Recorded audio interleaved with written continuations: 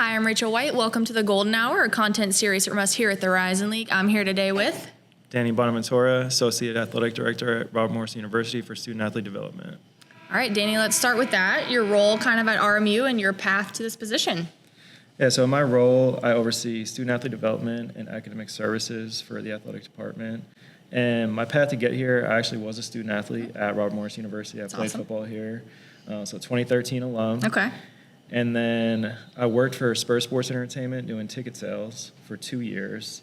But I always knew I wanted to get into college athletics, so I went back to school, got my master's in social work at Tulane University. Okay.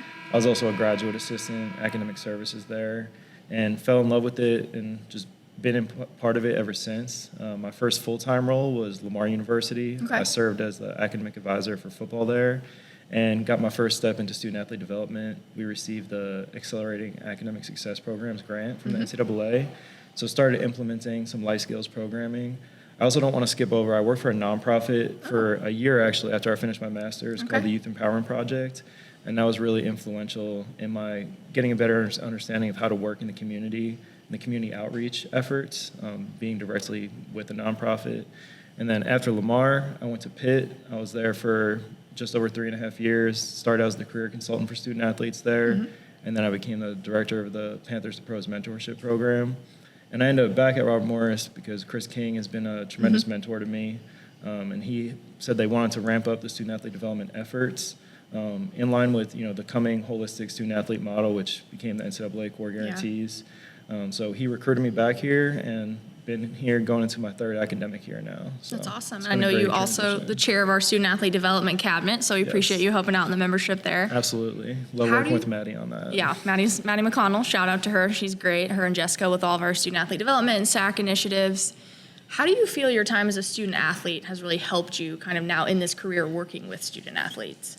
Yeah, that's a wonderful question. I would say it had a tremendous impact on me in terms of my student athlete experience, what I saw some of my teammates going through. I always tell people that I had a tremendous academic foundation with my parents both being educators.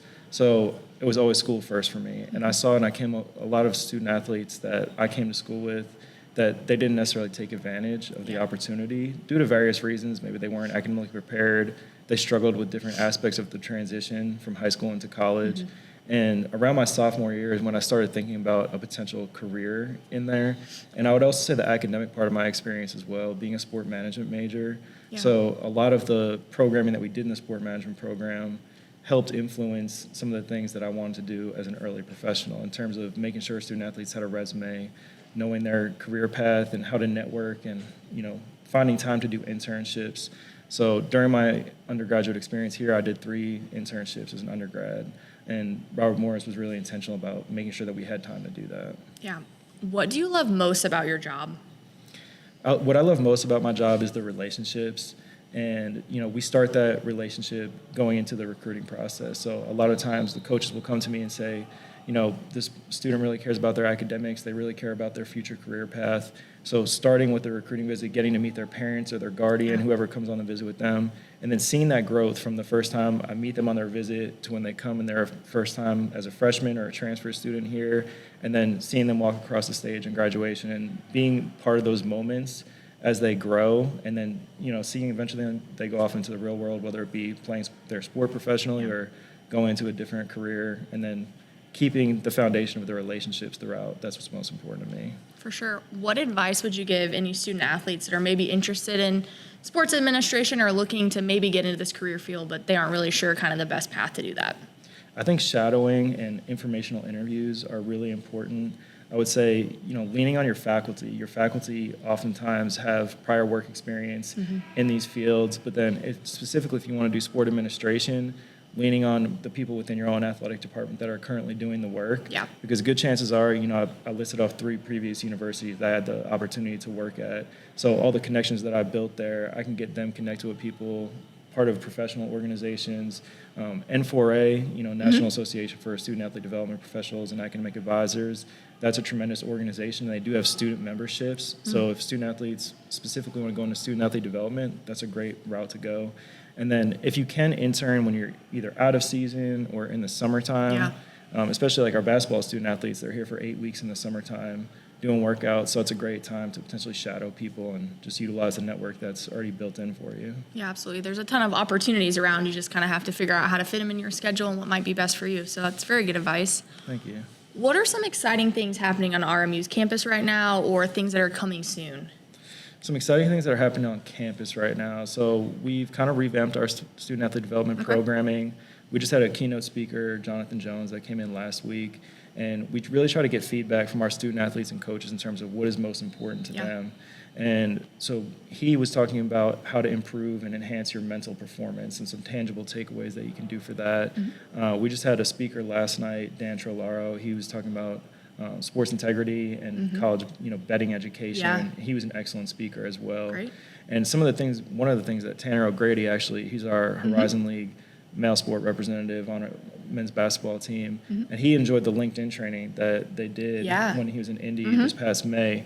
So we're bringing in a guy named Bert Z. I don't know how to pronounce his last name yet, but he has a company, Do Work, and he was referred by a couple of different colleagues, Lamar Pottinger and Kayla Henderson, that I've worked with. And so we're bringing him out in the spring. Really excited about him. Michael Willett is another guy. He has a company called Walk On Nation, really focuses on athletic identity. So we're bringing them both out in the spring. And then I would say from the university side, we recently started something called RMU Ready, which is powered by the Suitable app. And Dr. Jill Kerp and then Sue Walls with our Career and Professional Development Center, they've come up with these competencies that allow our students to be more prepared when they're going into the workforce. And we've received some great feedback already on it, and it's actually going to be a graduation requirement for all of our student athletes that enrolled in fall 2025 as their first semester. So we're pretty excited about that too. Yeah, that sounds great.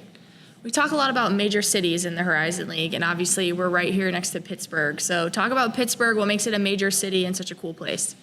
Yeah, we love the city of Pittsburgh, and what I love, being in Moon Township, it's a 30-minute drive to downtown Pittsburgh. We're a 10-minute drive from the airport.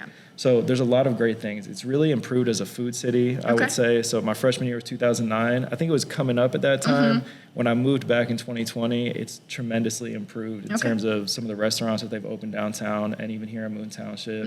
Casamigos, Mexican place over here, is excellent. Highly recommend that. We do have a Perani Brothers right on University Boulevard. So the food scene is good.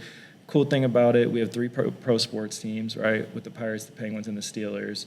So a lot of our student athletes will do internships with those teams and get involved. Dick's Sporting Goods is also, an excellent company that's just right down the road from us, their headquarters. So we have student athletes intern there, a few alumni that work there full time. So it's great to have that company exposure.